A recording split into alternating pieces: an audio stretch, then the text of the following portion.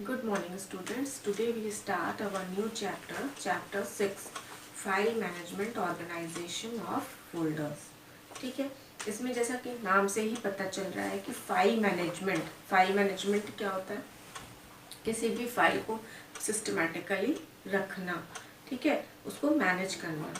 Organisation of folders, और organisation of folders means कि folders को ऑर्गेनाइज करना, कि हम कैसे फोल्डर को ऑर्गेनाइज कर सकते हैं, अपने फाइल्स को मैनेज कर सकते हैं, सिस्टमैटिकली रख सकते हैं। ठीक है, तो उसके लिए क्या करते हैं और कैसे होता है वो हम इस चैप्टर में पढ़ेंगे।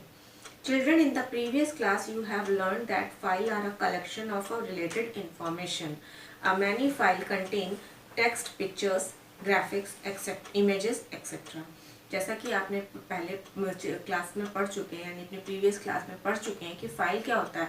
Collection of file is a collection of related information, यानी एक ही चीज़ से रिलेटेड इंफॉर्मेशन को हम एक फाइल में स्टोर करते हैं।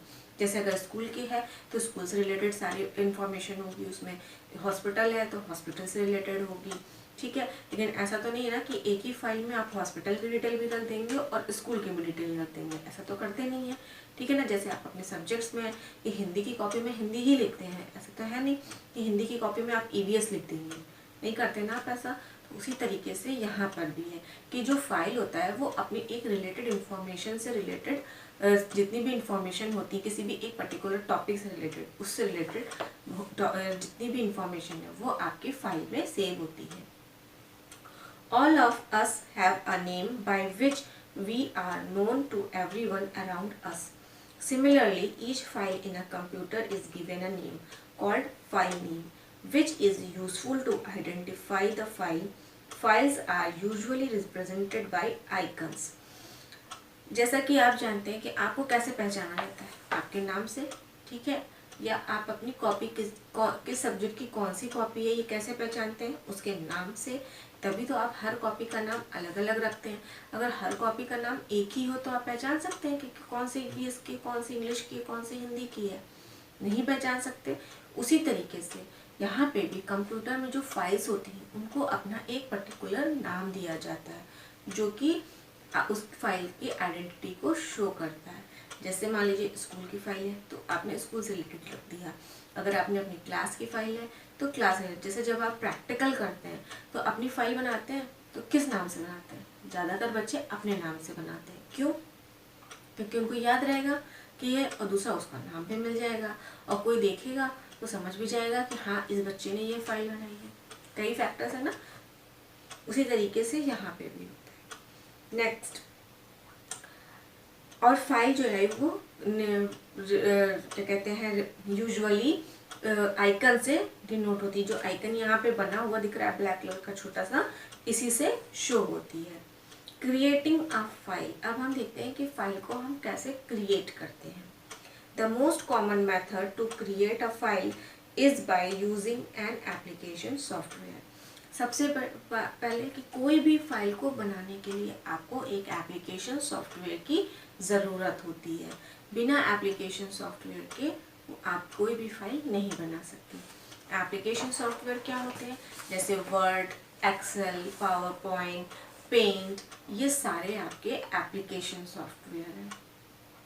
ठीक है, तो इसमें क्या है कि जब आप इसमें ओपन करेंगे तो कोई भी काम करते हैं, जैसे पेंट में काम करते हैं या वर्ड पे काम करते हैं, तो कोई भी टाइपिंग की आपने सेव की तो वो उसकी फाइल हो गई। इसी तरीके से पेंट में क्या है कि जब आप पेंट में कोई ड्राइंग करते हैं तो वो भी आपकी एक फाइल होगी, उसको आपने सेव कर दिया, वो आपकी फाइल हो गई। Follow the given steps to create a file. अब देखते हैं कि कैसे हम फाइल को क्रिएट करते हैं। Open MS Word and select the blank document from the given templates. अब देखिए जैसे मैंने अभी बताया था ना, वर्ड, एक्सेल, पावर पॉइंट ये सब बताया था, उसी तरीके से यहाँ पे वर्ड का एग्जाम्पल लिया गया है कि आपने वर्ड को ओपन किया और जो भी आपके टेम्पलेट्स दिए थे उसमें से कोई भी एक ब्लैंक डॉक्यूमेंट चूज कर लिया। Start typing text on the blank document, और आपने उस पर टाइपिंग स्टार्ट कर दी। After completing your work, save your file by clicking on the File tab, Save as option। और उसके बाद क्या है, कि आपने उसको सेव कर दिया। सेव करने के लिए आप क्या करेंगे, फाइल टैब पे जाएंगे और सेव एज ऑप्शन का यूज़ करेंगे। मैंने आपको पहले भी कई बार बताया है, फिर से बता रही हूँ कि जब आप फर्स्ट टाइम अपनी फाइल को सेव करते हैं तो सेव एज ऑप्शन का यूज़ करते हैं।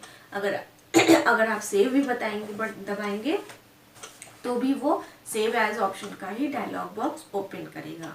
क्यों? क्योंकि उसको सबसे पहली बार में लोकेशन जाननी होती है कि आप अपनी फाइल को कहाँ पर सेव करना चाहते हैं। ठीक है, कि ऐसे तो आप अगर कोई लोकेशन उसको नहीं देंगे तो वो बाय डिफ़ॉल्ट डॉक्यूमेंट में चला जाता है। ठीक है, डॉक्यूमेंट एक पोर्शन होता है आपके उसमें कंप्यूटर में, वहाँ पर वो बाय डिफ़ॉल्ट सेव होता है।